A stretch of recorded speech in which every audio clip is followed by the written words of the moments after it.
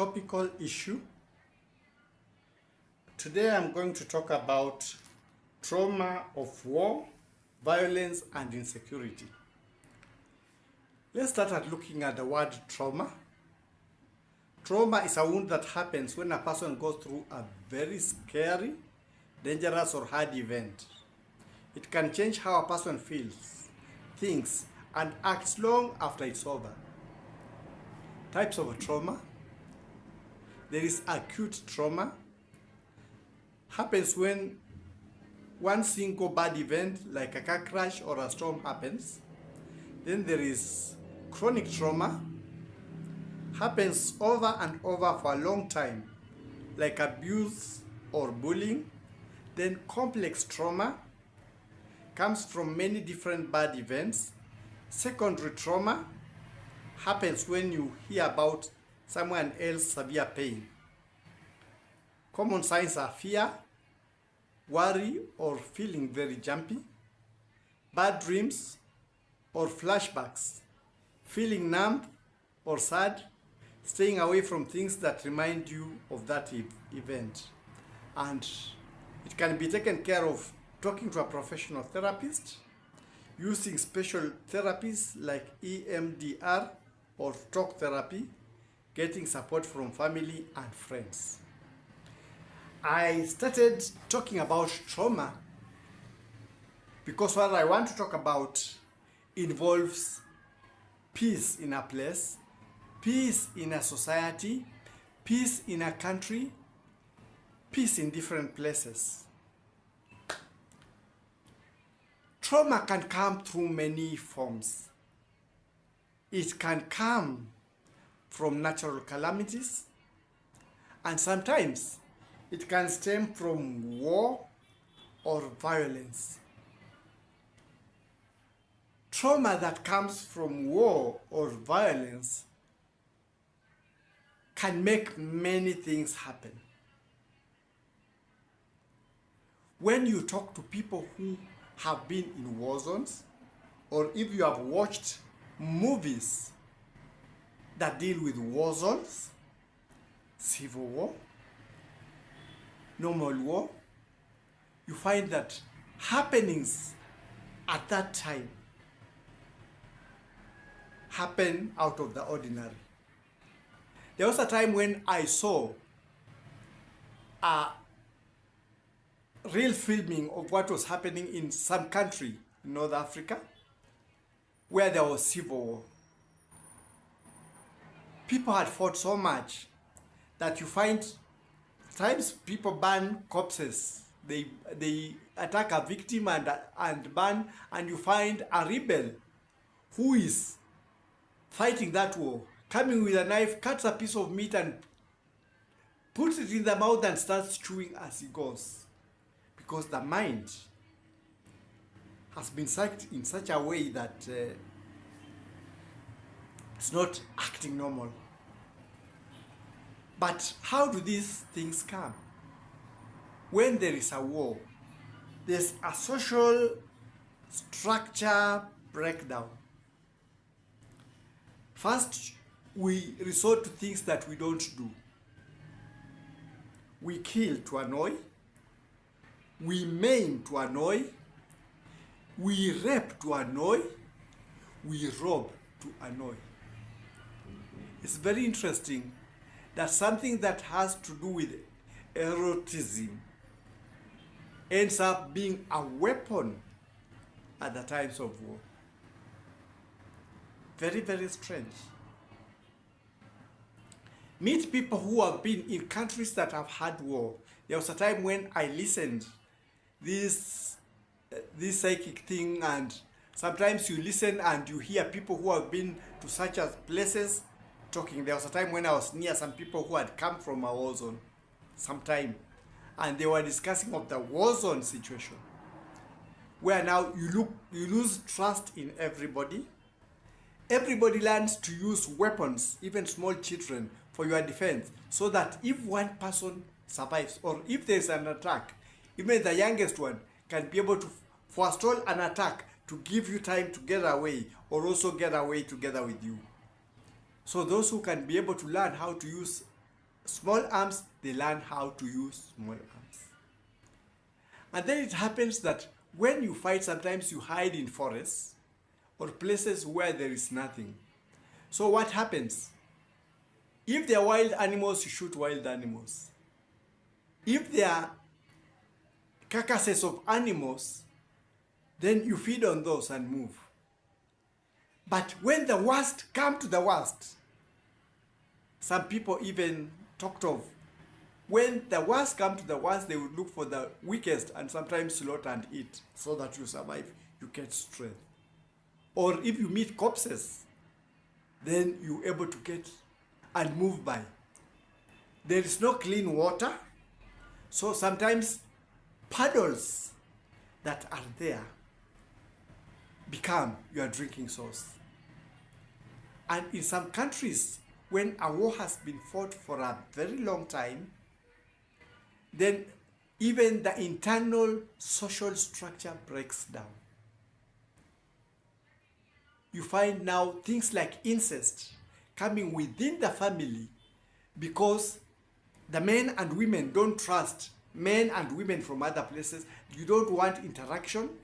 So when these feelings happen, a woman becomes just like any other woman, a man becomes just like any other man, and you find incest has entered into that society, into that group that moves.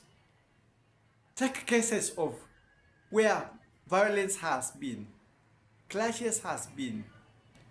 Those people who develop those strange behaviors, acting them on the enemy. When the enemy is not facing you, they are your heroes. But that madness, that trauma that comes from these feelings is now acted on you.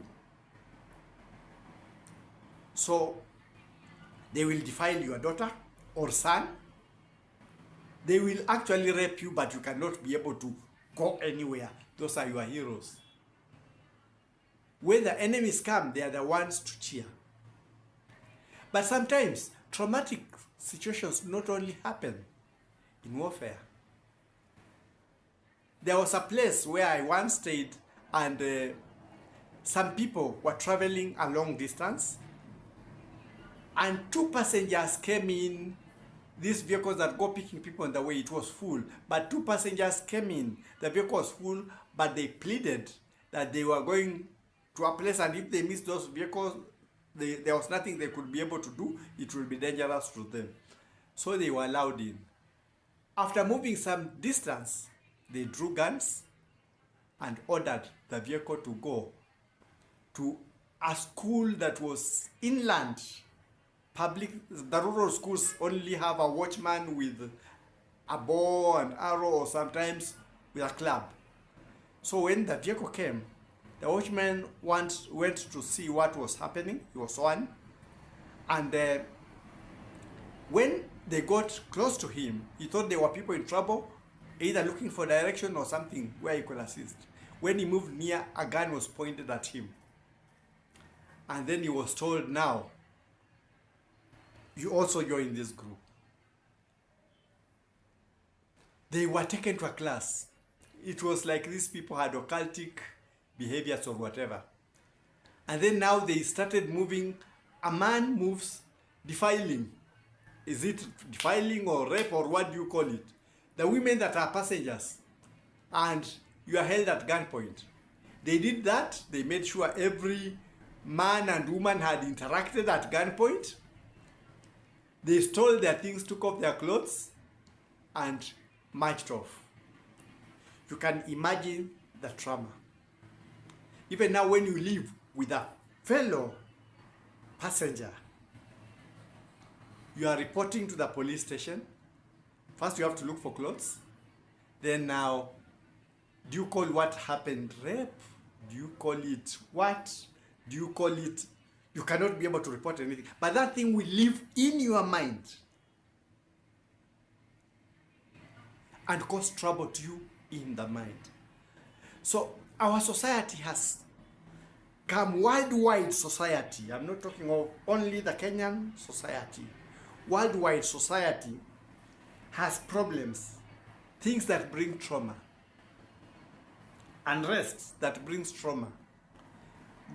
I've heard stories of places like Congo where the war is. There are people who would attack, and when they take over the village, they don't actually go for money or for property. They torture people. Those are people who set upon members of the family so that you have this relationship with a man is told to rape all the members of his family, and some are killed before you, and you are left in that state. It causes trauma. You move around places and you see people being tortured to death. It causes trauma.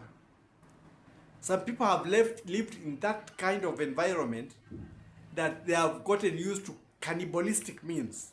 So they will come and kill somebody and cook when you see, and then they go. That thing leaves trauma. And this trauma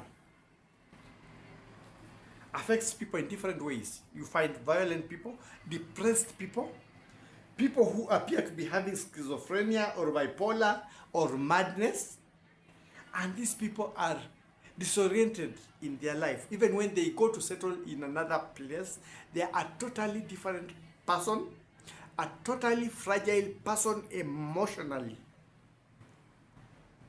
And some never recover at all, even under medication for the rest of their lives. So why am I talking about this?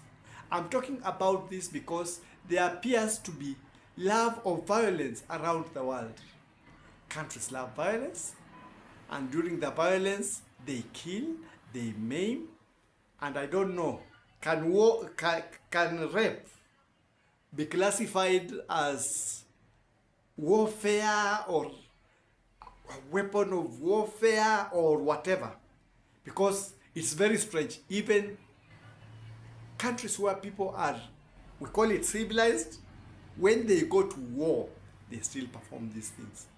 Men of respectable repute in their society, when they go to war, they still commit these things. Defilement, rape, worldwide. So, what can one talk about this? As we talk of countries developing, countries settling down, people from around the world should always call for peace and security and stability within the societies worldwide. Because once there is trauma due to this imbalance, then sometimes it ruins other people completely for the rest of their lives. It changes the lifestyle, it introduces fear and all those things. When we talk about those things of trauma, when countries are in situations like ours going towards election, politicians are people who whip up anger emotions, tribal emotions, anti-party emotions. The people themselves should always learn to keep away from these things, because once we destroy the society, some damage will live past the recovery of that society, and we create characters that we will not like. We create pedophiles, we create murderers who kill for pleasure. And during that time, people even practice things like witchcraft to win in war.